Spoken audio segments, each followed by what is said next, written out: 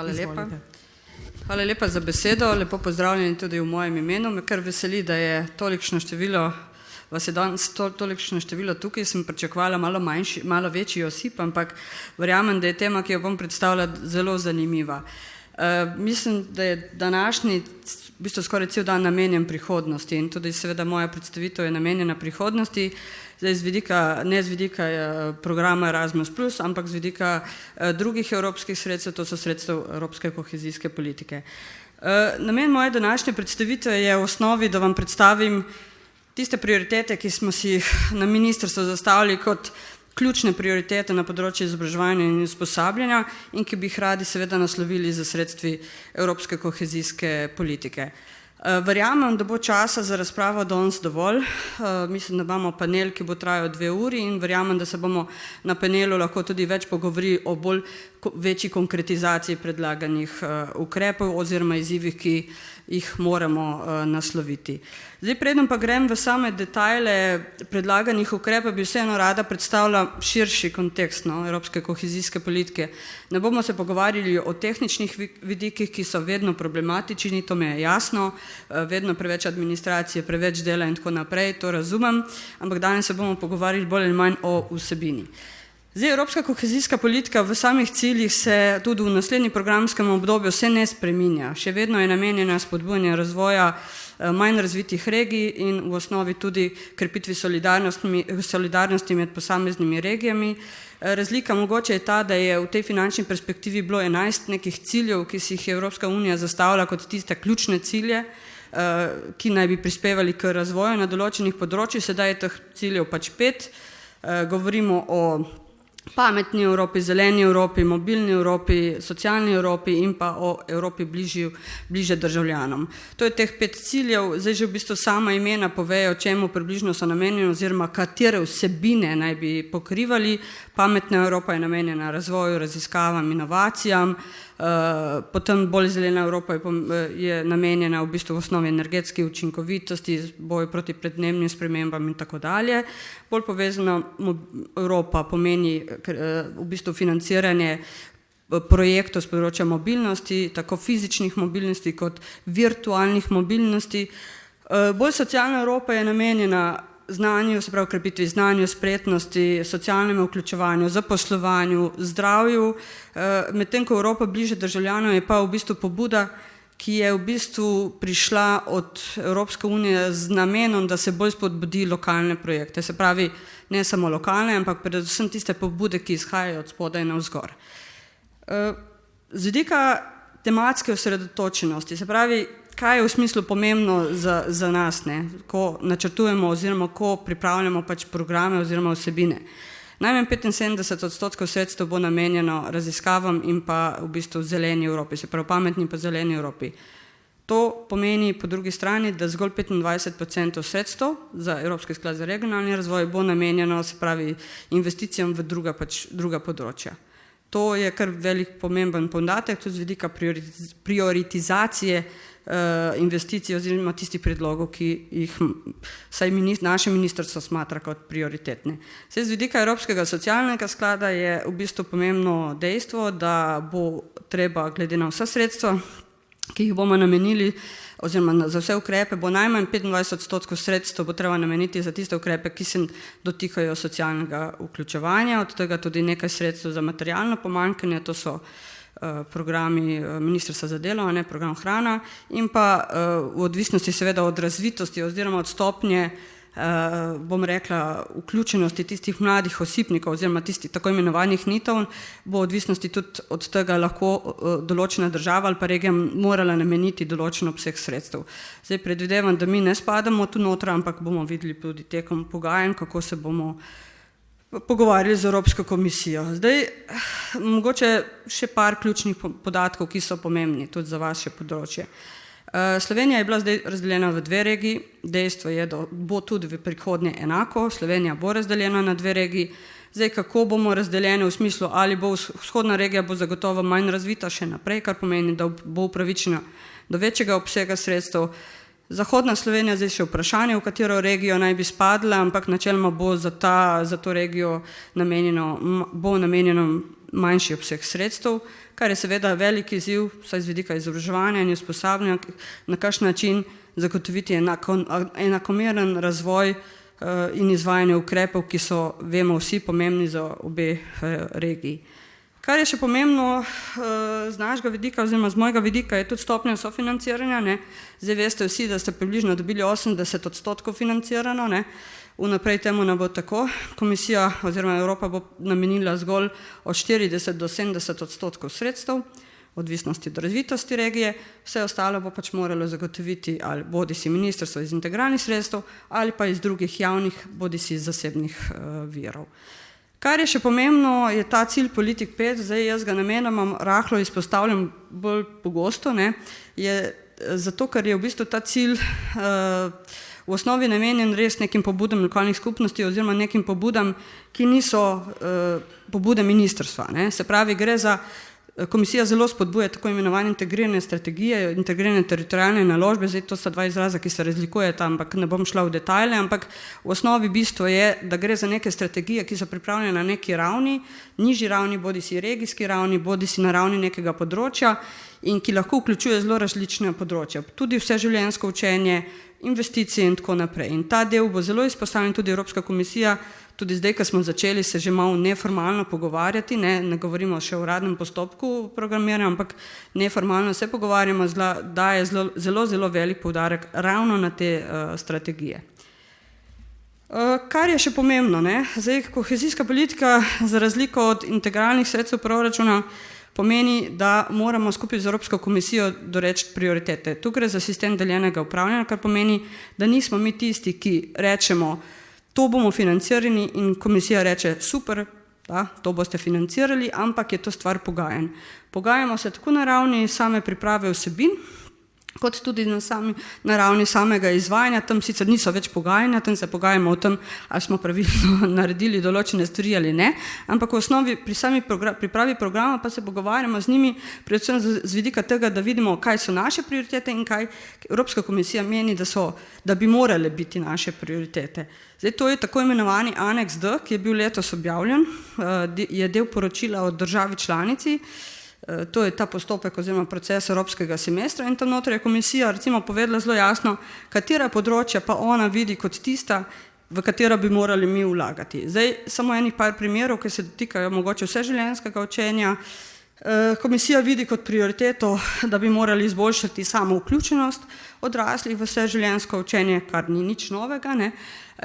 Potem vidi kot prioriteto to, da bi mogli zagotoviti ustrezno infrastrukturo pa opremo za upskilling, se pravi za nadgrajevanje znanja in spretnosti odraslih. Zdaj prevod je zelo zanimiv, ker slovenska verzija piše je zaposleni, medtem ko angleška verzija govori o odraslih, kar je zame bistvena razlika.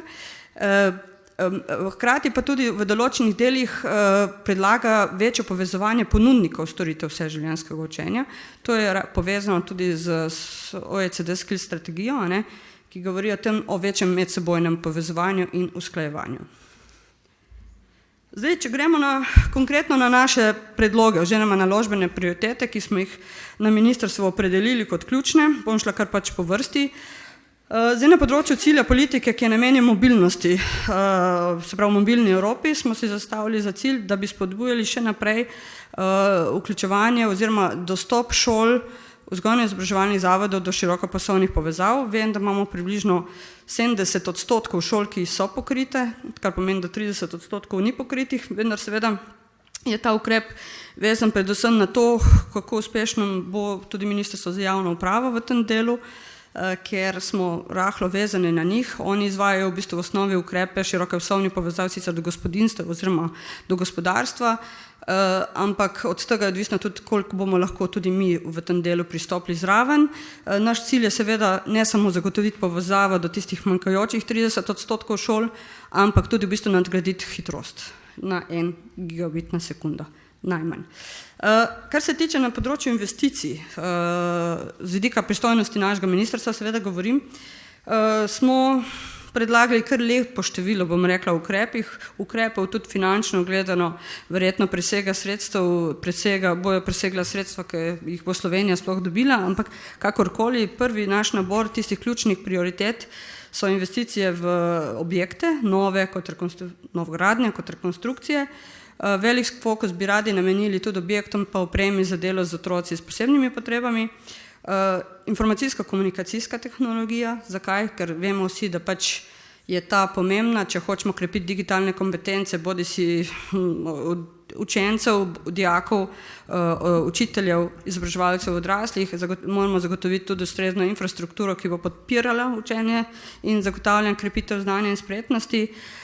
Potem, kar je še pomembno, se iz vidika pristojnosti našega ministrstva, ki pokrivamo tudi urad za mlade, pokriva tudi mlade, je pa tudi zagotovitev ustrezne mladinske infrastrukture, glede na tista področja, kjer manjka. Zdaj delamo za ta področja, delamo tudi posebne, tam mi rečemo zdaj analize potreb, zelo natančno popisujemo stanje pa potrebe po področjih in iz tega bomo imeli to tudi izhodišče za pač pogajanje z Evropsko komisijo in z drugimi organi. Zdaj, kar se tiče zaposlovanja, mladi zdaj, bom rekla, na način, tako kot je bilo zdaj programirano, oziroma tako kot je bil zdaj zapisan, pripravljen operativni program, kjer je bila poseben specifičen cilj spodbujanja oziroma zmanjševanje brezposelnosti mladih, temu več ne bo tako. Seveda je pa res, da imamo druge težave v tem delu, kar je tudi, to pomeni, da imamo veliko prekarnih zaposlitev. In znotraj tega mislim, da smo za Hrvaško imamo eno od najvišjih stopenj, če imam pravilne podatke, tako da zagotovo imamo tudi mi v tem delu ukrepe, ki predvsem na področju mladinskega dela, ki lahko zagotavljajo določene krepitev, bodi si po eni strani krepitev nekih kompetenc, neformalnih kompetenc, po drugi strani pa tudi spodbujanje inovativnih oblik zaposlovanja. Tako da v tem delu imamo tudi pripravljene pač predloge, seveda pa odvisno tudi od pogajanj seveda s komisijo in sodelovanja z drugimi resorji. Na področju izobraževanja in usposabljanja smo si nekako zastavili dva cilja. Po eni strani želimo izboljšati na splošno kakovost in učinkovitost sistema izobraževanja, po drugi strani pa zagotavljati večjo vključenost v vseživljenjsko učenje. To sta dva cilja, ki jih tudi Evropska komisija zelo ločuje in zdaj znotraj prvega cilja imamo nekako 4 vrste ukrepov. Po eni strani želimo modernizirati sistem izobraževanja, predvsem v smislu zagotavljanja večje kakovosti oziroma stalnega izpopolnjevanja oziroma izboljševanja kakovosti, potem izboljšanje sistema izobraževanja z vidika izboljšanja relevantnosti glede na potrebe trga dela. Želimo razvijati še naprej znanja, spretnosti in kompetence šolajoče mladine in po drugi strani tudi strokovnih delavcev v vzgoji in izobraževanju. Zdaj, če gremo zelo na kratko, ker vem, da ta del mogoče niti ni za vas tako ključen, kar znotraj izboljševanja kakovosti in modernizacije, gre predvsem za to, da želimo zagotavljati še naprej ustrezne podlage, statistične, analitične, tiste podlage, ki so osnova tudi za ustrezno določenje oziroma izvajanje pač politik na našem področju, pomembne karierni razvoj v vzgoji in izobraževanju, se pravi profesionalnih delavcev v vzgoji in izobraževanju. O tem je bilo tudi včeraj na dnevih ravnateljev kar precej govora. Potem želimo zagotavljati ustrezno sistemsko podporo vodjem in oziroma samim šolam oziroma vzgojno-izobraževalnim zavodom, tudi v smislu informatizacije poslovnih procesov, ki vemo, da manj kot je administracije, večji učinek ima to oziroma večji manevrski prostor ima to na samo pedagoško delo, ker zagotovo bi imeli veliko več časa za tisto, za kar so strokovni delavci v bistvu zaposleni. Na koncu še nadaljni razvoj e-gradiv. Zdaj govorim seveda o delu, ki se nanaša na izobraževalni sistem brez izobraževanja odraslih kot takih. Z izjemo IKT tehnologije, prej sem jo omenila tudi v kontekstu izobraževanja odraslih seveda. Zdaj, kar se tiče izboljševanja relevantnosti sistema izobraževanja glede na potrebe trga dela, tu imamo kar nekaj izzivov. Zdaj vemo, da se relevantnost ponavadi gleda z vidika učinkovitosti prehoda na trg dela in pa z vidika v bistvu zmanjševanja neskladnimi znanji in spretnostmi in pa dejanskimi potrebami na trgu dela. Jaz verjamem, da imamo kar že nekaj ukrepov in veliko ukrepov se že izvaja v tem kontekstu, v kontekstu predvsem povezovanja seveda izobraževanja z delodajalci, z okoljem, bodi si z gospodarstvom, negospodarstvom, bodi si z drugimi organizacijami na različnih nivojih, tako na ravni strokovnega izobraževanja, poklicnega, kot tudi na ravni terciarnega izobraževanja. Tudi naprej imamo namen krepiti to sodelovanje. Recimo na področju terciarnega bomo imeli ukrepe pilotne projekte v bistvu, tudi na temo, ko bojo študenti v času absolventa izvajali praktično usposabljanje pri delodajalcih, nadaljevali bomo tudi s praktičnimi projekti oziroma razvojnimi projekti, tako da v bistvu v tem delu, to so projekti, ki so dosti uspešni, tako da v bistvu bomo tudi v nadaljevanju ukrepili te vezi. Zdaj, kar se tiče samega profesionalnega razvoja oziroma usposobljenosti strokovnih delavcev v vzgoji in izobraževanju, včeraj smo imeli kar veliko diskusije na dnevih ravnateljev za srednje šole, tudi bila je predstavljena tudi njim, rezultat so bile raziskava TALIS, kjer je pokazala seveda kar nekaj izzivov, ki jih bo treba nasloviti, poleg digitalnih kompetenc, razvijanja digitalnih kompetenc in recimo dela z različnimi ciljnimi skupinami, tle gre predvsem za delo z otroci s posebnimi potrebami, pa tudi z drugimi, ne, v tem kontekstu, ne samo otroci s posebnimi potrebami, imamo tudi migrante, imamo druge skupine, tako da v tem delu se bo pač te programe, ki se jih bo izvajalo, prilagodilo glede na te ključne rezultate, ki smo jih pač dobili iz teh študij in pa tudi študije, ta drugega dela študija, ki bo prišla ven v naslednjem letu. Pomemben aspekt je tudi usposabljanje vodstvenega kadra, to gre za usposabljanje ravnateljev v okviru izobraževalnega sistema, predvsem za upravljanje vodstvenih nalog, ampak tu ne gre toliko za, bom rekla, sama poslovna funkcija, ampak tudi predvsem za pedagoško vodenje. Kar se tiče kompetenc šolajoče mladine, vemo sicer, da je PISA, danes smo imeli nekaj besed že o PISI, smo se pogovarjali oziroma o dosežkih učencev, vemo, da so rezultati dobri, ampak seveda, če želimo ohraniti nivo, ne bo treba vlagati seveda tudi znaten del sredstev tudi v prihodnje v te kompetence, matematično, bralno in pa naravoslovno pismenost. Pomembni so tudi ukrepi na področju razvoja nadarjenih. Vemo, da je treba, da se to področje razvija. Imamo tudi določene sistemsko, bomo poskušali določene stvari sistemsko umestiti. Tudi v nadaljevanju bomo pa izvajali tovrstne ukrepe z ciljem, da se te perspektivne mlade še bolj integrira v dodatne aktivnosti.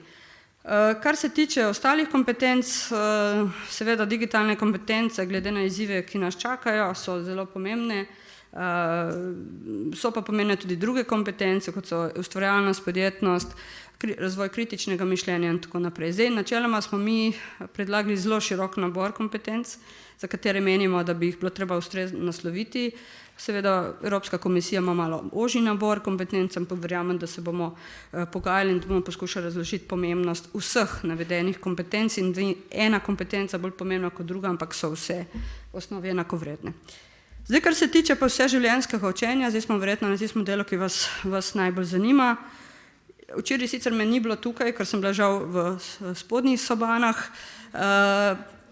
Verjamem, da ste se pogovarjali o ključnih izzivih, ki jih moramo nasloviti, kot so demografske spremembe, staranje prebivalcev, da ste se pogovarjali o rezultatih PIAK-a, ki jih je treba nasloviti, da se zavedamo, da imamo stopnjo vključenosti vseživljenjsko učenje še vedno pod tistimi cilji, ki smo si jih zastavili. Vemo, da ne vem, po 26%, mislim, da procentov delovnih mest tvega avtomatizacijo. Vemo, da ima CDFOP izdal letos eno poročilo, mislim, da o trendih, kjer je navedeno jasno, da od 32 do 39% prebivalcev, odraslih prebivalcev rabi dodatne znanja in spretnosti. Tako da verjamem, izzivov je veliko na tem področju. Zdaj, ko smo mi pripravili nabor teh ukrepov, tudi če malce primerjam današnje predhodne predstavitve, jaz mislim, da smo zajeli skoraj vse. Se pravi, po eni strani pridobitev srednješolske izobrazbe, pravi s ciljem zviševanja izobrazbene ravni, kvalifikacije, prekvalifikacije, ukrepi, želimo izvajati še naprej ukrepe z področja nadaljnjega poklicnega izobraževanja in usposabljanja, želimo delati na izboljševanju temeljnih zmožnosti in poklicnih kompetenc, splošne izobraženosti, digitalnih kompetenc ter drugimi kompetencami za vseživljenjsko učenje. Zdaj, jaz nisem strokovnjak z področja vašega, ampak verjamem, da tu notri je zajeto praktično skoraj da vse. Imamo tudi predlagali, to je sicer v času, ko smo se pogovarjali tudi z regijami, so predlagali tudi nadaljni razvoj e-gradiv za področje izobraževanja in usposabljanja odraslih, tako da te predloge smo tudi vključili. Poleg tega smo predlagali ukrepe, kot so podporne aktivnosti za spodbujanje vključevanja odraslih v vseživljenjsko učenje. Vemo, da je motivacija zelo pomemben aspekt. in pa v bistvu krepitev usposobljenosti izobraževalcev odraslih. Zdaj, kar se tiče mladih, ker imamo tudi urada za mladino v naši hiši, seveda smo predlagali tudi določene prioritete za mlade, to pa je spodbujanje tistih kompetenc aktivnega državljanstva in pa spodbujanje kompetenc preko neformalnih usposabljanj v okviru mladinskega dela. Zdaj, jaz govorim samo o prioritetah, ne govorim o ciljnih skupinah. Ciljne skupine zaenkrat nikjer nismo opredelili, ampak je stvar tudi pogovorov oziroma tudi pogajanj z Evropsko komisijo. Jaz verjamem, da bo Evropska komisija imela velike težnje v smeri predvsem, da se največji del sredstev nameni za nižje izobražene in starejše posameznike, tudi glede na priporočila, ki smo jih dobili. Tako da verjamem, da bo treba nameniti kar veliko pozornost tudi v tem kontekstu za te skupine, ne glede na to, da je seveda veliko težje jih pripeljati v same programe usposabljanja, ne, kot take. Ampak zagotovo bo treba zelo velik poudarek tu nameniti za te skupine. Ostalih skupin pa nismo, se pravi, zaenkrat direktno izpostavljali, ker je res stvar v tem, da se tudi pogovorimo, pa ne samo tukaj, tudi še z drugimi resorji, pa s tistimi, ki vodijo sam proces, kako bomo naslovili, da bomo v bistvu mogoče malo drugače zastavili sistem, da se tudi starejši nad 65 let so tle noter vključeni, ker prej niso bili zaradi tega, ker niso bili na trgu dela, ampak vsekakor pač je treba kar malce bolj celovito zadevo nasloviti, saj v naslednji finančni perspektivi.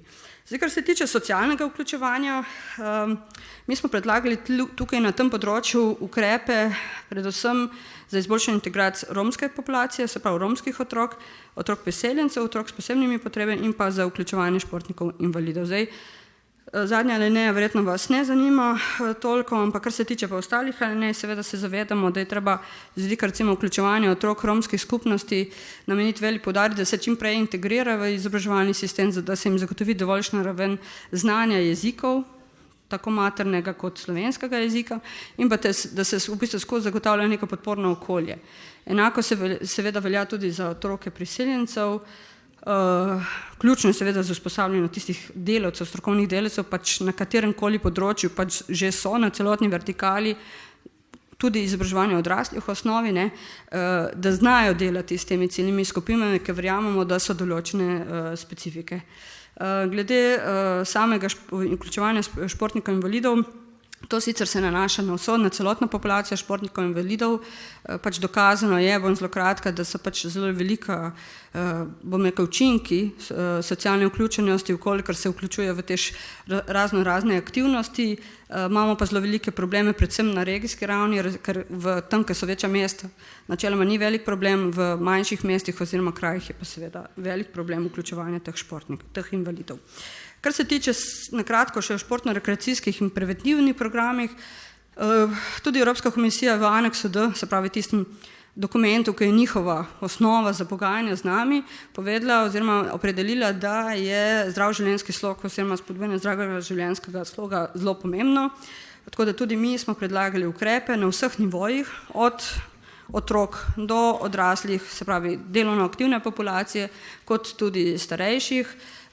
Študija, mislim, da jo je naredila Evropska agencija za šport, je pokazala, da se lahko obrestuje v bistvu vlaganje, se pravi na delovno aktivnost, v smislu delovne aktivnosti, če se vlaga v zdravo okolje in določene aktivnosti vezane na zdravo okolje tudi do, mislim, da 3-krat, v smislu tudi števila bolnišk, se pravi, da dokazali so, da se je zmanjšalo število bolnišk tudi do 36%, seveda izvem, da to ni edini, da so še drugi dejavniki, ki vplivajo na to, ampak vseeno verjamem, da so pač ukrepi na tem področju tudi pomembni.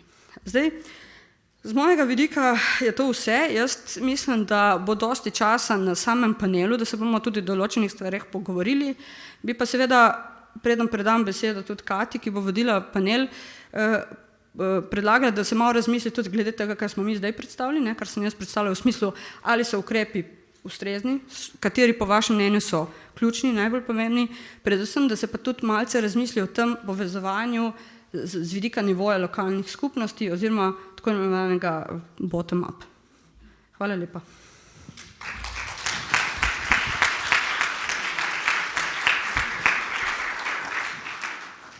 Tanja, hvala lepa. Tudi to zelo kompleksna predstavitev, zelo kompleksna vsebina. Morda nekaj prvih odzivov, vprašanj. Imamo še nekaj časa do odmora, kasneje pa dejansko nastopi panel in bomo vidike razširili. Ja, lep pozdrav, hvala za predstavitev. Bojan Hajnjak, predsednik Zveze ljudskih univerz Slovenije. Mogoče samo prvo zadevo, ki bi jo želel poudariti, ki jo zdaj zadnje 2-3 leta tudi mi poudarjamo, in sicer sej, bom rekel, ljudske univerze smo se počutili kar prizadete, ker ste nas izključili iz SIOTA 2020. Danes sem videl, da temu ne bo več tako, če prav razumem v vaši trsnici. Se mi zdi, da če bomo mogli delati na digitalnem opismenjevanju, mislim, da morajo ljudske univerze oziroma izobraževalci odraslih sodelovati v naslednjem SIO 2020, zdaj ne vem, bo SIO 2027. To je prva zadeva. Druga zadeva, mogoče glede ciljne skupine, kar se nam dogaja na terenu, je 45+, da če bomo morali hoditi v podjetja, kar nam ni problem, ampak prihaja do diskriminacije. Ko mi v podjetju predstavimo programe in rečemo, teh 10, ki je 45+, lahko gre, ostalih 10 pa ne moremo vključiti v te programe, ker so 45-. In je pri delodajalcih kar tak grenek priokus, ko da prosimo glede tega razmisleka, da razrahljajmo malo, če je pač v podjetju noter tudi več ljudi, ki so pod 45+, da jih nekako tudi nekako vključujemo noter, ne. In tretja zadeva, ko ste govorili, da bo treba usposabljati otroke priseljencev, po naših izkušnjah treba delati družino. Se pravi starše in otroke priseljencev, ker v nasprotnem primeru ta otrok pride nazaj v neko družinsko okolje, v katerem ne govorijo slovensko, in se mi zdi, da je to delo potem kar malo brez veze. Ko je taki 3 dobronamerni predlogi, ki jih mi vidimo, jasno bo pa najbrž govora v teh naslednji evropski perspektivi oziroma priložnosti govora še veliko. Je pa definitivno prva zadeva, ki nas je zelo zbodla, zmotila, to je po našem mnenju, poudarjam, je ta SIO 2020. Hvala. Hvala za vaše pripombe. Zdaj, kar se tiče SIO 2020, govori o programu ARNES, ne? V programu ARNES, ki ga izvajamo za opremljanje šol z IKT tehnologijo. Res je, v tej finančni perspektivi je bil fokus na vzgojno-izobraževalnih zavodih. Seveda v teh predlogih, ki ste jih tukaj prebrali, so tudi informacijsko-komunikacijska podpora v smislu organizacij za izobraževanje odraslih je predvidena. Seveda način izvedbe bo pa odvisen od tega, kako bomo se tudi spogajali z Evropsko komisijo. To se morate zavedati, zato sem velikokrat poudarila, da nismo mi sami tu notri. Mi, če bi bilo po mojem, verjetno bi rekli, vse, kar je v nacionalnem programu izobraževanja odraslih, bomo mi financirali tudi preko sredstev Evropske kohezijske politike, samo žal temu ni tako. Tudi ciljna skupina 45+, bodimo odkriti, ko smo se pogajali, če smo vam zelo odkrita, ko smo se pogajali z Evropsko komisijo, je bil njihov predlog celo 55+. Zaradi tega, ker so ukrepi na področju zaposlovanja, to pa Ministrstvo za delo imajo ukrepe starejših nad 55, ne. Tako da mi smo to ciljno skupino, v kateri sem že tudi skoraj, da je že jaz, ne, zelo razširili, ne. Čeprav razumem vaš pomislek, to absolutno se strinjam in verjamem, da bomo poskušali zdaj v tej finančni najti nek razmislek, na kakšen način pa pokriti vse relevantne ciljne skupine glede na različne pač potrebe, ki jih imajo, ne. Morate se tudi nekaj zavedati, ne. Sredstev, mi ne vemo, koliko sredstev bo država zaenkrat dobila, so neki razmisleki, so neke številke, ampak niso uradne, tako da o tem ne bomo govorili preveč, ampak v osnovi so sredstva omejena, ne? In mi moramo z omejenimi sredstvi, in tudi Evropska komisija nas bo silila, da gremo v tiste ukrepe, kjer imamo mi kot Slovenija največje probleme. In če govorimo o izobraževanju odraslih, vemo, da so to nizko izobraženi in starejši. Kako bomo pa ostale v smislu zaposlene ali druge ciljne skupine, ki tudi potrebujejo znanja, glede na to, da po CDFOP podatkih 39% odraslih potrebuje dodatne znanje in spretnosti, zagotovili, pa seveda je stvar vprašanja, ne, kako bomo to zastavili in kako bomo to opredelili. Ampak jaz vem, da kohezijska politika je največji vir sredstev za izobraževanje odraslih. Verjetno bi bila situacija drugačna, če bi bilo iz integralnih sredstev proračuna več zagotovljenih sredstev, kjer bi lahko res se šli komplementarnost. Ampak tudi tako, kot vam je bilo zjutraj predstavljeno z vidika CMEPIUS-a, tudi na področju Erasmusa je 3-krat več sredstev bo na razpolago, ajde 2-krat do 3-krat, kakorkoli pač bo.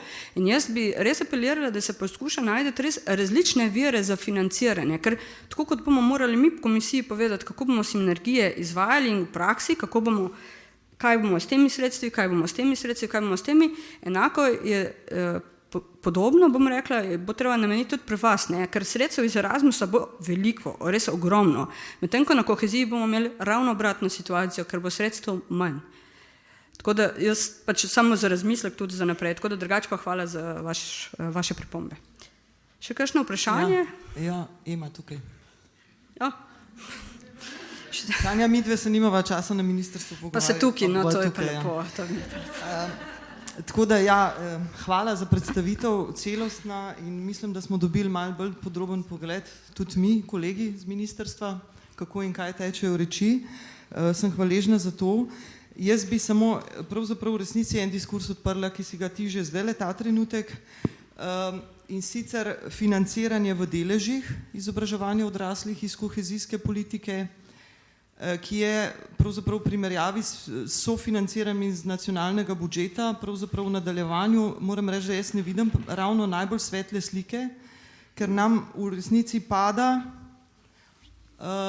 sredstva na nacionalnem budžetu za izobraževanje odraslih. Ena reč, ki je povezana seveda s trgom dela, je ta, da so nam na gospodarski zbornici, ki so en ključnih predstavnikov gospodarstva, povedali, da je naša dolžnost, da splošne kompetence razvijamo in temeljne kompetence razvijamo, oni bodo pa potem poklicne. In to prakso že v tem trenutku na nekaterih inštrumentih imamo. Če se vrnem seveda k tistim najbolj kritičnim podatkom, kjer je 31% ljudi od 16 do 64 let na pragu funkcionalne pismenosti, je to alarm za Slovenijo. Še ena reč, ki jo bom popravila, namreč tehnološko izpostavljena delovna mesta, jih je 70%, jih bo do leta 2026, tako je napovedal OECD, ne 26%, tako kot si rekla. Tako da to je naslednji alarm. Potem se mi zdi, da je seveda absolutno Evropski komisiji verjetno treba predočiti to, da je naš delež financiranja iz kohezijske politike na področju izobraževanja odraslih izjemno velik. Še ena manipulacija, ki se tukaj dogaja, pa je, mi govorimo o deležu vključenosti v vseživljenjsko učenje. Merimo pa podatek populacije od 25 do 64 let. Tako da bodimo pozorni, ko uporabljamo izraze vključenost v vseživljenjsko učenje in izobraževanje odraslih. Vseživljenjsko učenje je seveda celota, torej ves sistem, izobraževanje odraslih je pa pol tist naprej, ki merimo po pijaku. In mene pravzaprav tukaj precej skrbi, ko se pogovarjamo tudi katere ciljne skupine oziroma od katere starosti dalje. Zato, ker po rezultatih pijaka nam pravzaprav v starostnih skupinah motivacija za izobraževanje odraslih izjemno pada kar kmalu. Torej ne šele po 45. ali 55. letu, kamor nagibamo. Raziskava je pokazala, da populacija med 25 in 64 let v Sloveniji 48% ljudi ni vključenih v nobeno obliko učenja in ni motiviranih za njo. In to je tisto, kar je za komisijo podatek, Tanja, samo opremljam te s tem. In se mi zdi pomembno takrat, ko boste seveda v teh pozicijah pogajanj, da te podatke še enkrat poveste. Verjamem, da ima komisija seveda en kup naših poročil in seveda CCR-ov in monitorjev in tako naprej in tudi podatkov OECD-ja, ampak vendarle, to so alarmi za Slovenijo. Hvala. Hvala lepa za ta interni razmislek v eksternem okolju, tako da se strinjam. Hvala lepa, bomo v tem delu, ko se bomo direktno pogajali s komisijo, tudi seveda te stvari opozorili, tako da so še kakšne vprašanja mogoče? Ja, tukaj, Alenka Grželj, eno vprašanje, imam pravzaprav dve čisto tehnični zadevi. Med ukrepi za preprečevanje socialne izključenosti ste omenili tudi preprečevanje prekarnosti. Jaz bi rada opozorila, da po zadnjih podatkih, ki jih je kolegica Nada Žagar zbrala, je na ljudskih univerzah 39% ljudi zaposlenih za določen čas. Pretežno, sklepam, vsaj po svoji lastni organizaciji Ljudske univerze Koper, da gre večinoma za strokovne delavce. Tiste, ki so zaposleni v projektih, ki jim bo leta 2022 potekla pogodba o zaposlitvi. Ali se da kako spodbuditi in pospešiti postopke, da ne bi nastala 15 mesecev dolga luknja, kot ki je nastala leta 2013. Ti ljudje bodo pridobili znanja, kompetence, dragocene izkušnje, ki bi jih bilo škoda izpustiti.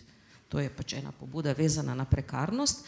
Bi pa rada še, da mi odgovorite na eno vprašanje. V okviru istega ukrepa ste omenili centre vseživljenjskega učenja. Kaj ste s tem mislili? Centri vseživljenjskega učenja? Da.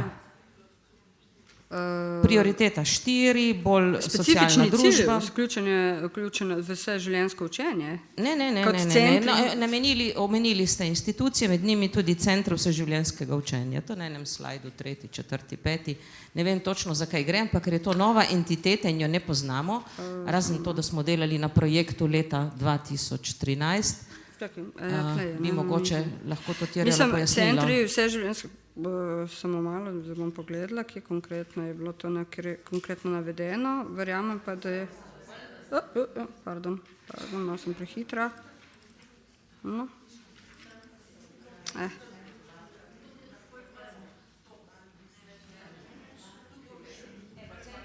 Centri za vseživljenjsko učenje, prva ali ne? Ja. Aha, v kontekstu investicij. Ta alineja je v bistvu zelo široka alineja. Gre za to, ki gre za, v bistvu poudarek je na večnamenski infrastrukturi, ker so, a veste, mi, ko smo pripravljali nabor ukrepov, to niso bili samo ukrepi našega ministrstva, ampak smo se pogovarjali tudi z regijami. In regije so imele določene predloge, tudi sofinancirane, govorimo o investicijah, na področju knjižnic in tako naprej. In v smislu smo mi predlagali to kot nek širši nabor, se pravi večnamenska infrastruktura, kamor spadajo tudi lahko v bistvu neke organizacije, ki vključujejo različne aktivnosti. To je zelo splošna dikcija, da ne bo pomote, in mi smo še vedno na tem, da to, a veste, to je zdaj prvi nabor ukrepov, zato mi se ne pogovarjamo še v detajlih. Tudi Evropska komisija, če smo zelo odkriti, ni ravno namenjena na splošno investicijam in tudi vprašanje, kako se bo to financiralo. Vsekakor je pa to namenjeno objektom, ki lahko vključuje različne aktivnosti. Zelo na kratko. Ne gre za konkretno centre za vseživljenjsko učenje, ker center ne piše, večnamenska infrastruktura. Okay.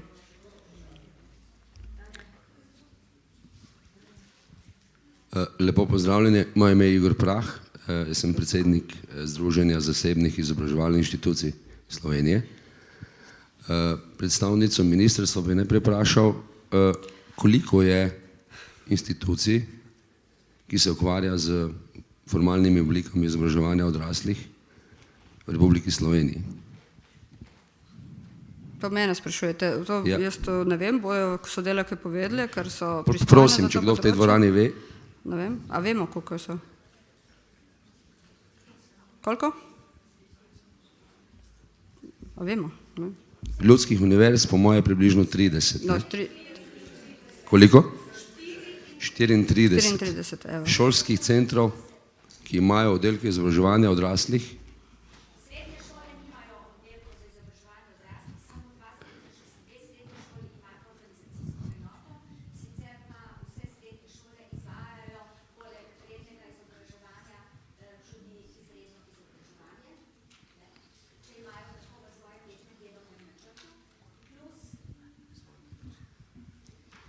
Torej, v Sloveniji imamo zelo heterogeno strukturo izvajalcev oziroma ponudnikov izobraževanja odraslih, 34 ljudskih univerz, s tem mislim na samostojne pravne osebe in organizacijske enote drugih javnih zavodov, katerih ustanovitelji so občine ali več občin.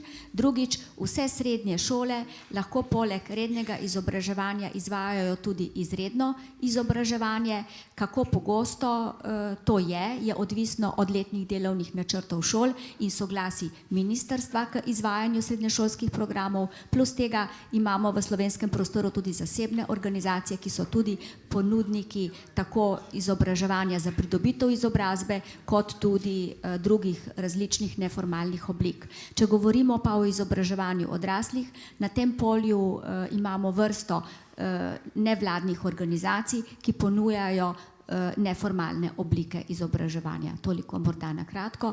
Konkretne številke, koliko, pa vam lahko posredujem tudi po elektronski pošti. Hvala. Moj namen se bom kratek, ne? Moj namen je bil drugačen. Skratka, govorimo o zasebnih inštitucijah, katere izvajajo formalne oblike izobraževanja. Teh je zelo malo, mislim, da jih je nekaj malega čez 10. Toliko jih je v naši zvezi.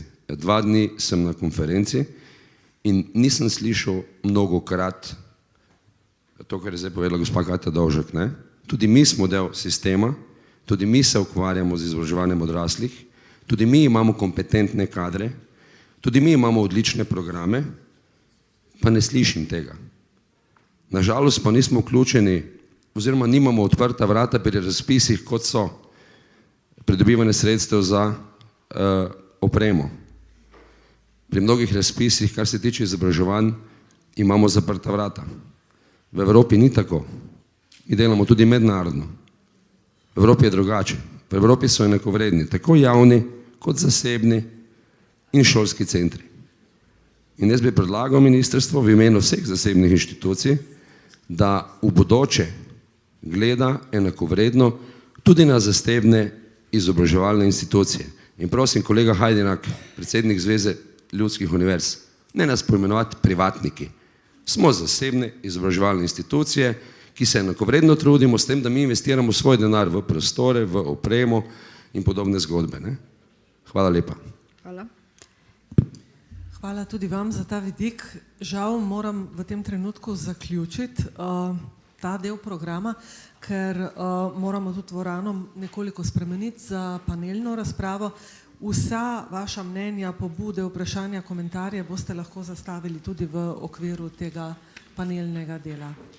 Hvala lepa za enkrat, zlasti Tanji in vsem.